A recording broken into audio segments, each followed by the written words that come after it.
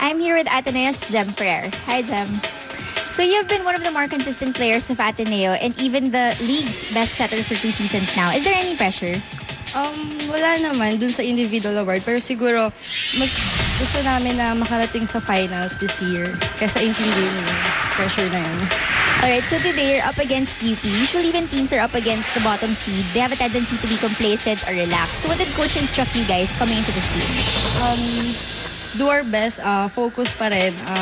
Gawin namin yung dapat namin gawin para rin sa next game namin against FEU. Alright, good luck later. That was Lady Eagle, Jem Ferrer. Best setter, and now the veteran setter for Ateneo. And she will be the focal point again for their offense. Lipat naman tayo dito sa UP. Yes. They are 0-5. They're hoping to snatch their first win. You know, Coach Gerald was talking to me earlier saying, you know, may mga pinanalo sila in the off-season. They're just hoping that it comes into the UAP where it's, you know, obviously the attention is on them. They were even telling me they had wins against FEU in the off-season. The culture of winning is such a tough culture to establish, but that's what they're trying to do. Unfortunately, they ran up against, you know, a tough and excellent DLSU team the last time out. Really, DLSU looking ahead, way ahead to the finals. They're treating each and every game as if it were a finals game. And UP, again, suffering that loss against De La Salle. Yes. Look at this, 3 straight sets. Big difference in the total output. Definitely dominated UP 75 to 55 in that one. And to break it down on the statistics of this match, you'll see where the difference is in terms of spikes. Alam naman natin they can hang with La Salle in terms of blocking because of their height. But look at the serves and those spikes. The serves is interesting for La Salle because they fixed that from their previous game. I remember that. But this game they had 15 against only 6 for UP, and again just domination in all departments by De La Salle.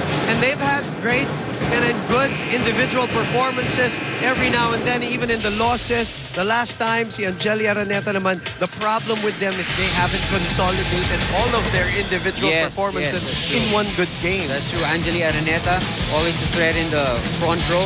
But like what you said, the supporting cast should support Angeli. You've got Henido, you've got the likes of Southland. It can't be done by just one of these names. They have to work all together, especially when they're up against the big teams such as De La Salle, Ateneo. Also one of those teams for today. So there's no question individually, like we said earlier, they would come up with good games. Kaya lang hindi pa na nakikita natin na nagsasabay. Let's say tatlo sila, medyo magandang pinaglalaro nila. No? 7.5 points per game, but last match 10 points. So I hope she understands that she has to contribute again in double figures in each and every match. And hopefully there's also help coming on the other players, from UP. But first, let's focus our attention on Jelly Araneta. She had this interview with our very own Steph C.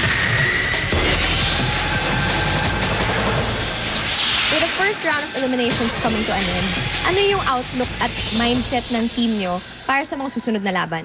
Kailangan lang po namin maging positive sa mga upcoming games namin and no hesitation, and kailangan maging matapang sa loob ng court. At ano naman ang balak mong gawin para tulungan yung mga teammates mo sa loob ng court, especially since kalaban nyo ngayon yung Ateneo Blue Eagles? Siguro isa na po ako sa magmamotivate sa mga teammates ko, and kailangan, since last game, wala po kami first ball. Yun po kung saan kami nag-focus. Thank you very much. And that was Angeli Araneta of the UP Lady Maroons. Boom and Ian. Marie Nervaso. At number 7, Alice Carol Nakachi. At number 12, Geminea Ferrer. And their team captain with jersey number 15, Phil St. Merced Kainglet. Libero, number 13, Denise Michelle Lazaro. Calling on Our Lady Maroons from the University of the Philippines.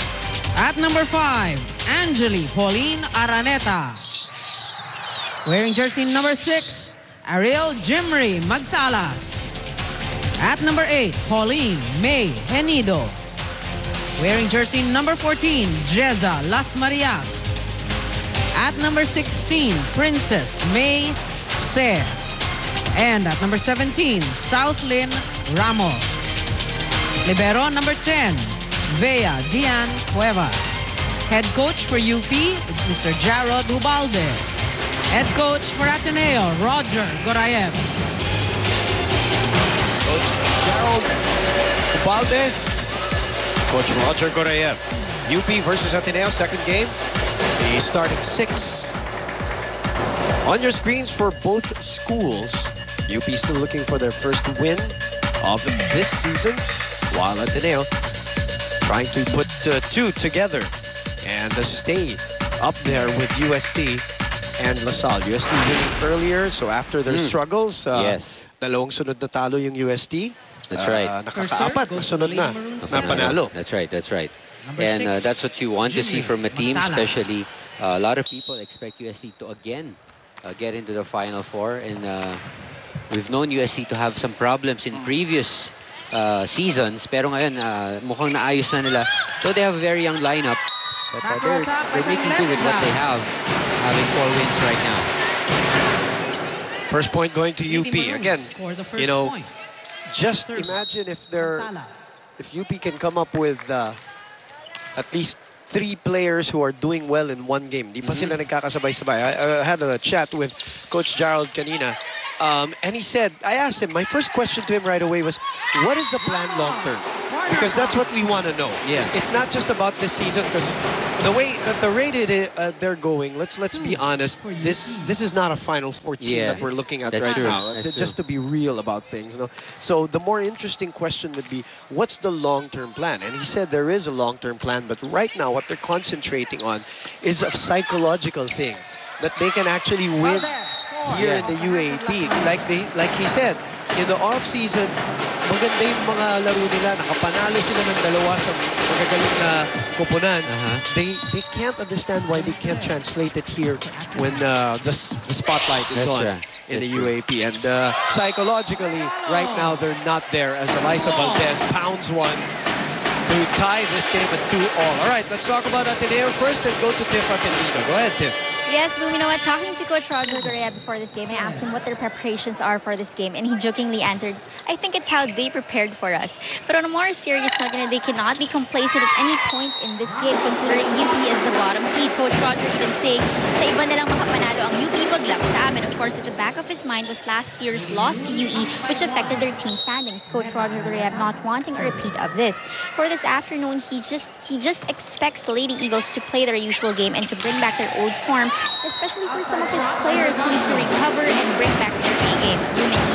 Thank you, Tiff. How many times have we talked about that UE loss last year? That one loss that cost them yung team standing positioning, because they ended up obviously battling LaSalle, and LaSalle outclassed them. And then their intention was to get to the finals. And maybe, you know, avoid muna LaSalle sa Final Four. Maybe go up against UST, maybe have a better chance because they were matched up well with UST last year. That's true. But that's all water under the bridge. And again, that's all part of the learning process of not taking any team for granted. And I think that's one lesson that all teams can learn from LaSalle. Remember what Coach Roger mentioned up to now, that was his motivation to the girls for this match. Remember that UE match last year? Yes. That was so painful for them. Sakit yun. Oh. And they don't want the same thing to happen again today. And of course, UP has a different thing in mind. Gusto naman nila siyempre makapanalo. They don't care who their opponent is. They just want to get that first win, whoever their opponent will be for that match. Ayaw naman na Ateneo na sila yung unang biktima. Because again, one loss for teams like Ateneo, for UST, Adamson, yung mga nasa gitna. Malaking bagay yan. Malaking bagay sa pagka-apekto. Hindi naman sa dinidisrespect natin yung UST. Dahil if let's say Ateneo went up against UST last year, sigurado na sila. No, but LaSalle is the defending champion. And they were unbeaten technically last year. That's true. So technically last year they were undefeated. So UST would be the perceived easier route to the finals, if ever. Okay, UP stories coming from Stephanie C this time. Go ahead, Steph. Well, hoping to garner their first victory, the Lady Maroons made sure to prepare well today by working on their reception. But other than that, it's the same system that they're doing during practice. Because what Coach Jarrod is really focusing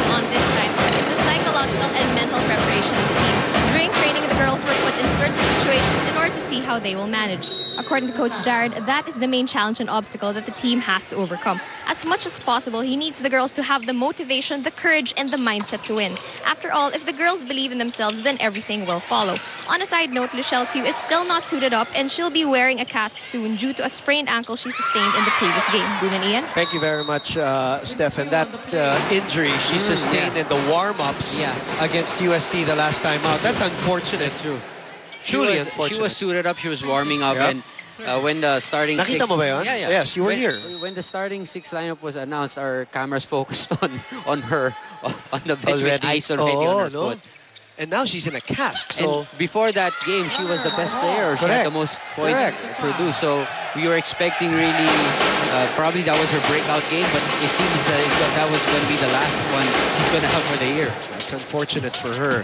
We always say, we pray throughout the year that there are no injuries. And right now we've had a couple in Chu and Camille Cruz from La Salle, who's a rookie, the younger sister of Cha Cruz. So some unfortunate injuries to both schools. In the meantime, Ateneo ahead here, 7-6. Remember, Ateneo's first game, Valdez suffered cramps. Yun pa, tama. Third set. All right. They won that against USC without her in the third set. Without her. For UP Boom and sinasabi nga nila, it's a mental conditioning that they're undergoing. Yun yung priority nila for this year. I don't know how they do it, but that is one of the toughest things. Yeah, the culture of winning, to try to get it back. 8-6 Ateneo ahead. Back after this.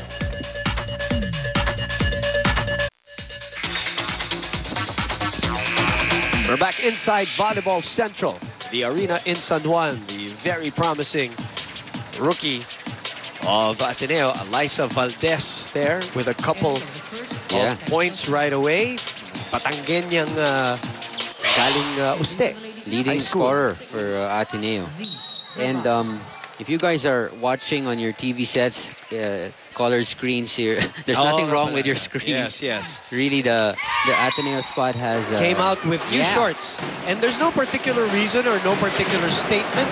They're just new shorts given by their apparel sponsor. And it looks good on them. They're required to That's what wear I can them. say. They're required to wear them. Let's see if it brings good luck to them, too.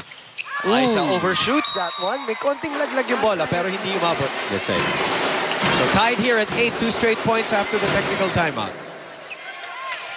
Tied at 8. Wow, UP keeping in stride with Ateneo here in the first. Have you ever been part?